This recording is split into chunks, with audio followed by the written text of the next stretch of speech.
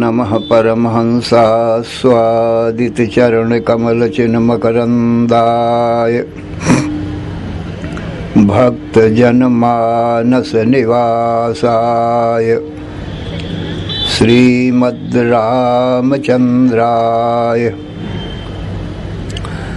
वागीशायस्य वदने लक्ष्मीर्यस्य च वक्षसि यस्यास्ति हृदये संवित् तं नृसिंहमहं भजे। विश्वसर्ग विसर्गादि नवलक्षणलक्षितं श्रीकृष्णाख्यं परं धाम जगद्धाम नमाम तत्। माधवो माधवावीशौ सर्वसिद्धिविधायिनौ वन्दे परस्परात्मानौ परस्परानुतिप्रियौ अम्भोधिस्थलतां स्थलं जलधितां धूलीलवः शैलतां मेरुर्मृत्कणतां तृणं कुलिशतां वज्रं तृणप्रायतां वह्निशीतलतां हिमं दहनताम् आयाति यस्येच्छया लीला दुर्ललित अद्भुत व्यसनिने देवाय तस्मै नमः। अज्ञानमोहान्धतमोपहाभ्यां विवेक वैराग्य निधि प्रदाभ्यां विश्वेश तत्व प्रतिबोधिकाभ्यां नमो नमः श्री गुरुपादुकाभ्याम्। अहंकार ह्रींकार रहस्ययुक्त श्रींकार गूढ़ार्थ महाविभूतिम् ओंकार मर्म प्रतिबोधिकाभ्याम् नमो नमः श्री गुरुपादुकाभ्याम्। आनन्दमानन्दकरं प्रसन्नं ज्ञानस्वरूपं निजबोधयुक्तं योगीन्द्रमीशं भवरोगवैद्यं श्रीमद्गुरुं नित्यमहं नमामि। नमोस्तु रामाय सलक्ष्मणाय देव्यै च तस्यै जनकात्मजायै। नमोस्तु रुद्रेन्द्रयमानिलेभ्यो नमोस्तु चन्द्रार्कमरुद्गणेभ्यः। नमोऽस्त्वनन्ताय सहस्रमूर्तये सहस्रपादाक्षिशिरोरुबाहवे सहस्रनाम्ने पुरुषाय शाश्वते सहस्रकोटि युगधारिणे नमः।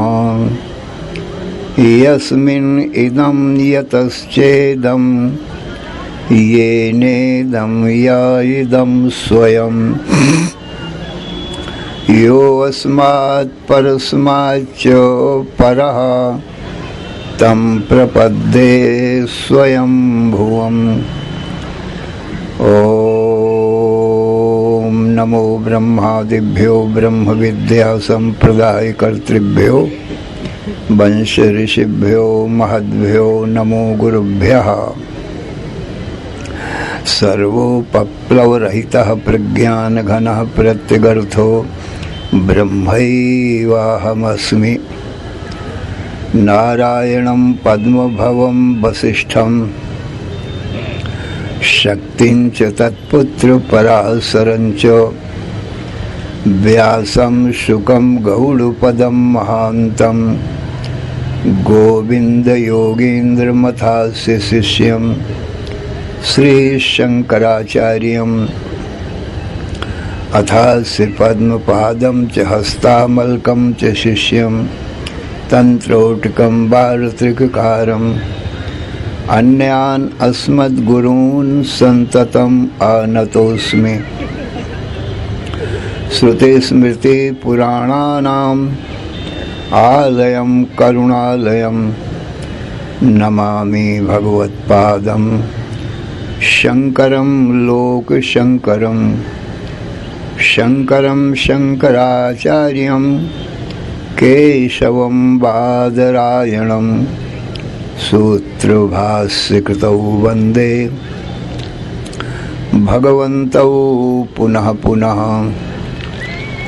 ईश्वरो गुरुः आत्मेति मूर्तिभेदविभागिने व्योमवद्व्याप्तदेहाय दक्षिणामूर्तये नमः।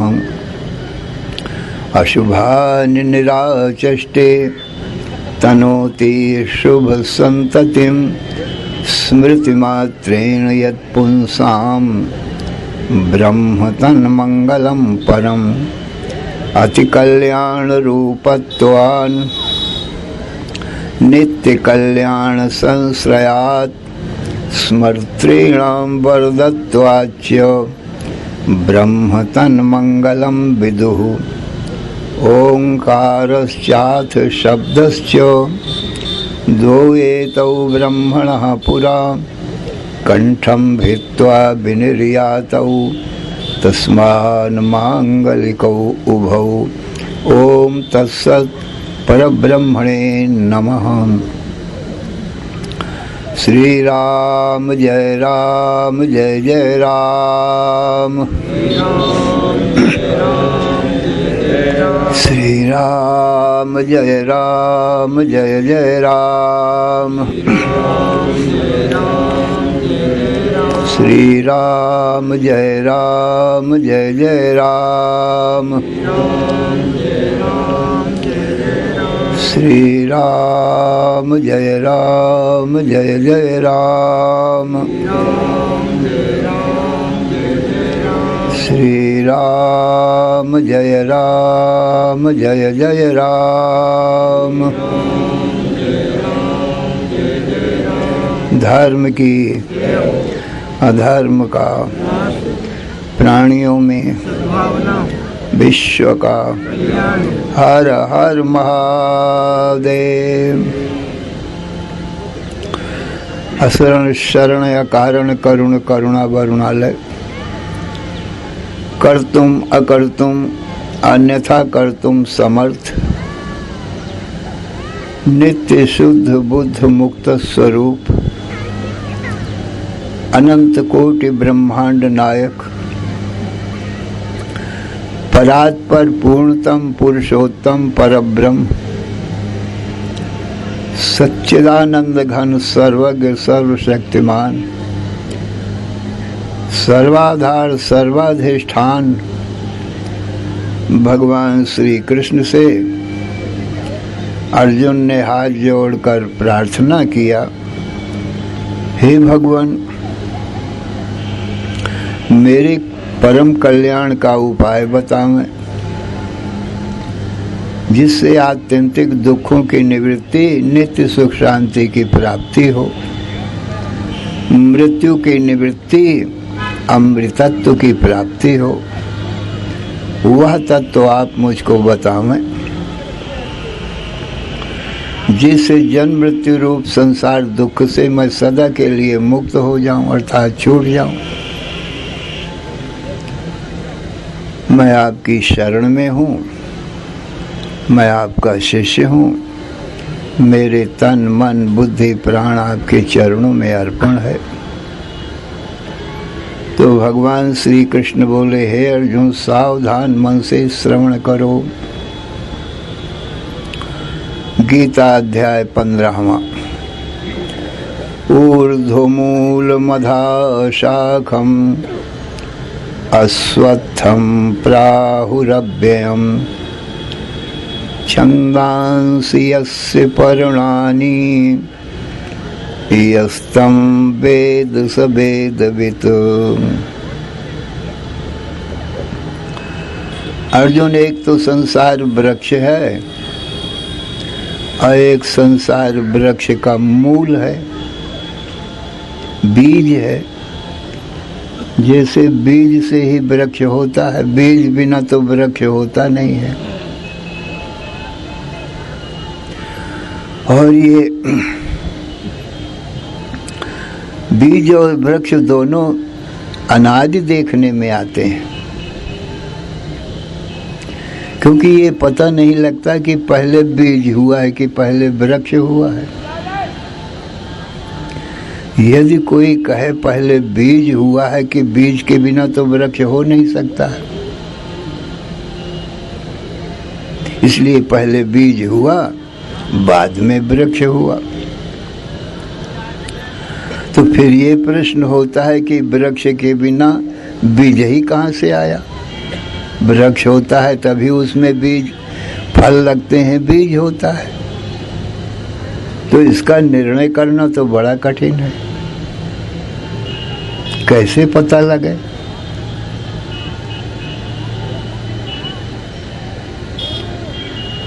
कुछ समझ में नहीं आता है, किसको पहले बताया जाए।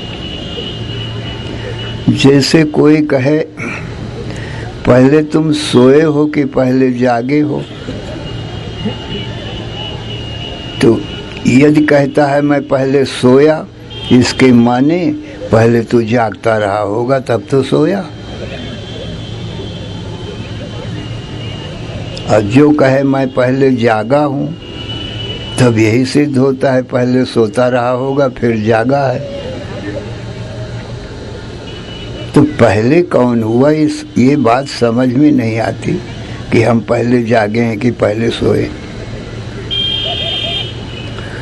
ऐसे ही कोई पूछे कि पहले दिन हुआ कि पहले रात हुई, कौन पहले हुई?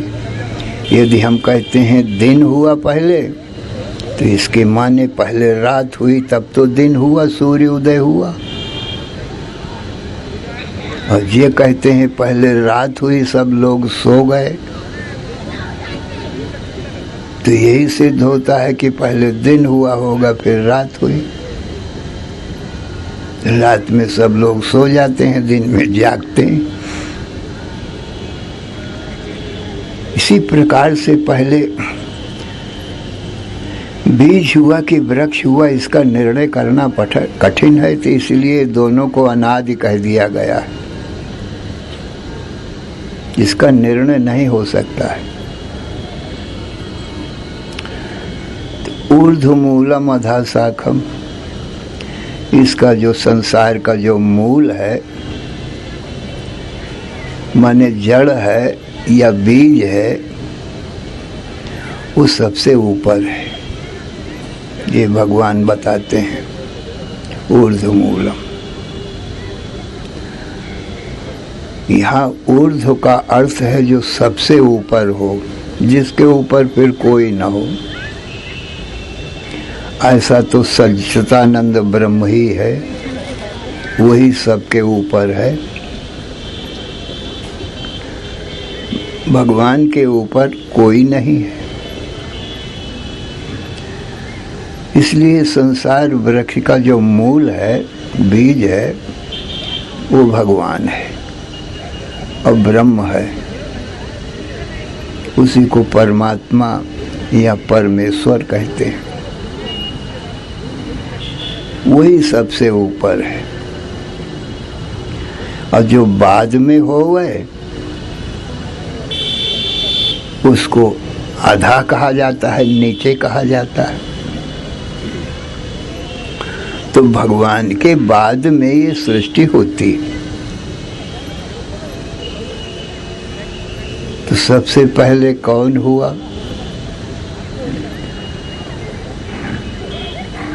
तो ब्रह्मोपनिषद में लिखा है, ब्रह्मणो अव्यक्तम अव्यक्तात् महत् महतो अहंकारः अहंकारात् पंच तन्मात्राणि पंच तन्मात्रेभ्यो पंच महाभूतानि पंच महाभूतेभ्यो अखिलम जगत।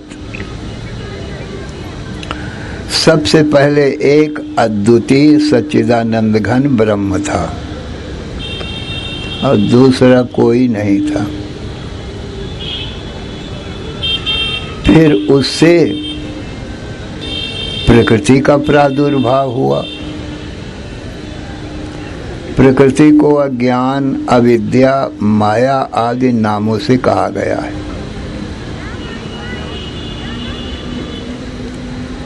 प्रकृति का प्रादुर्भाव हुआ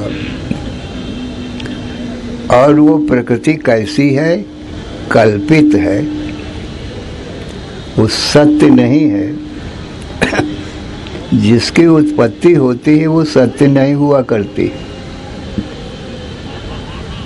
जिससे उत्पत्ति होती है वो ब्रह्म सत्य है। ब्रह्म सत्यम जगन मिथ्या जीवो ब्रह्मैव न परः।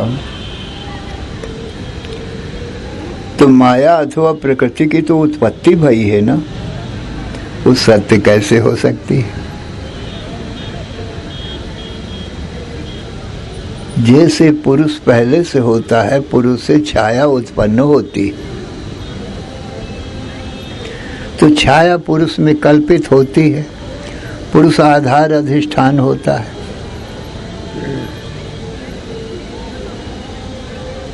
इसलिए छाया सत्य नहीं हो सकती, क्योंकि उसकी उत्पत्ति हुई है पुरुष से। इसलिए पुरुष सत्य है, वो पहले से मौजूद है। छाया पुरुष में कल्पित है, माने मिथ्या है, झूठी। अथवा स्वप्न दृष्टा में स्वप्न प्रपंच प्रकट हो जाता है, तो स्वप्न दृष्टा तो पहले से है और स्वप्न उसमें प्रकट हुआ है। इसलिए स्वप्न दृष्टा तो सत्य है कि वो तो उसकी उत्पत्ति नहीं हुई दृष्टा की। स्वप्न उत्पन्न हुआ है किसमें? स्वप्न दृष्टा के आधार अधिष्ठान पने में। इसलिए स्वप्न कल्पित है, माने झूठा है, मिथ्या है। क्योंकि जागने पर स्वप्न नहीं रहता है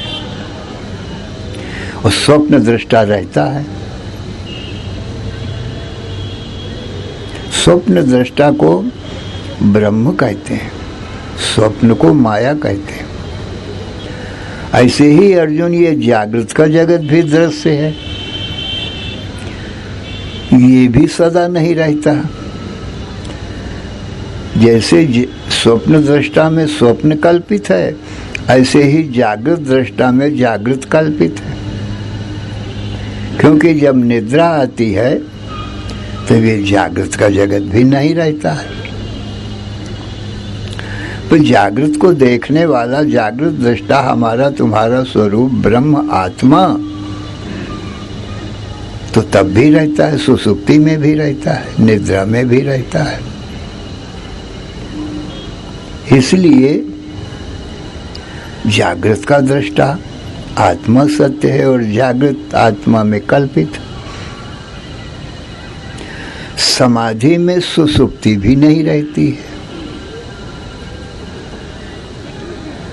इसलिए समाधि जो है वो अपना आत्मा है, वो ब्रह्म है, और निद्रा अवस्था सुसुप्ति अवस्था उसमें कल्पित है। तीनों का अभाव हो गया, तीनों को देखने वाला शेष रह गया। वो तो कल्पित है नहीं, वो तो इन तीनों का आधार अधिष्ठान है। अर्जुन, इसी का नाम कार्य कारण रूप माया है। सुसुप्ति अवस्था कारण माया है और जागृत स्वप्न का संसारीय कार्य माया है। परंतु माया का अर्थ तो झूठा होता है, कल्पित होता है, पुरुष की छाया के समान। इसलिए जो प्रकृति का प्रादुर्भाव हुआ है उस ब्रह्म में, वो कल्पित है, सत्य नहीं है। सत्य ब्रह्म है। ब्रह्म सत्यम जगन मिथ्या जीवो ब्रह्मैव नापरा। ब्रह्म सत्य है, जगत मिथ्या है, और जो जीवात्मा है वो तो ब्रह्म का ही स्वरूप है। जागृत स्वप्न सुसुप्त्यादि प्रपंचम यत् प्रकाशते तद ब्रह्माहम इति ज्ञात्वा सर्वबन्धैः प्रमुच्यते। जागृत स्वप्न सुसुप्ति का जो प्रकाशक है, दृष्टा साक्षी है, वो ब्रह्म है। अब वो ब्रह्म ही मेरा स्वरूप है, ऐसा जो जानता है वो मुक्त ही है, इसमें संदेह नहीं है। क्योंकि आत्मा ब्रह्म एक है और आत्मा की उत्पत्ति होती नहीं है। न जायते म्रियते वा कदाचिन। आत्मा का न जन्म होता है न मरण होता है। अर्जुन, हमारा तुम्हारा स्वरूप ऐसा है, तो सबसे ऊपर है, और जो पीछे उत्पन्न होए सो आधा है, नीचे है। तो सबसे ऊपर ब्रह्म हुआ, उससे माया प्रकट भई, वो नीची भई। और इस कल्पित माया से जो छाया के समान मिथ्या है, उससे फिर महत्तत्व उत्पन्न हुआ। महत्तत्व नाम समष्टि बुद्धि का है। उसी को हिरण्यगर्भ या ब्रह्मा कहा जाता है। ये उत्पन्न हुआ ब्रह्मा। समष्टि बुद्धि रूप महत्तत्व से अहं तत्व उत्पन्न हुआ। अहं तत्व नाम समष्टि मन का है। सृष्टि के आदि में एक मन था, उसको महत्तत्व कहते हैं। फिर अहं तत्व से पंच तन मात्राओं की उत्पत्ति भई। शब्द, स्पर्श, रूप, रस, गंध, ये पंच तन मात्रा हैं, इनकी उत्पत्ति भई। पंच तन मात्राओं के बाद में पंच तन मात्रेभ्यो पंच महाभूतानि। पंच तन मात्राओं से पंच महाभूतों की उत्पत्ति भई। पंच महाभूत ये हैं आकाश, वायु, अग्नि, जल, पृथ्वी। ये पंच महाभूत हैं। फिर पंच महाभूतों से ये सब स्थूल शरीर, सूक्ष्म शरीर की उत्पत्ति भई। आँखों से जो दिखाई दे रहे हैं ये स्थूल शरीर है। इन स्थूल शरीरों के भीतर, इन शरीरों के भीतर दूसरा एक सूक्ष्म शरीर है। वो 17 अथवा 19 तत्वों का है।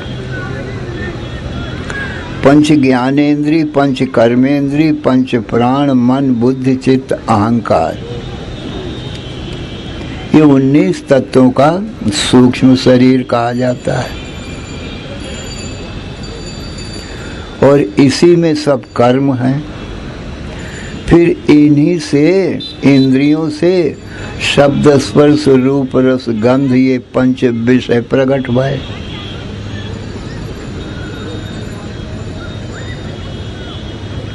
ये विषय हो गए। और पंच विषयों को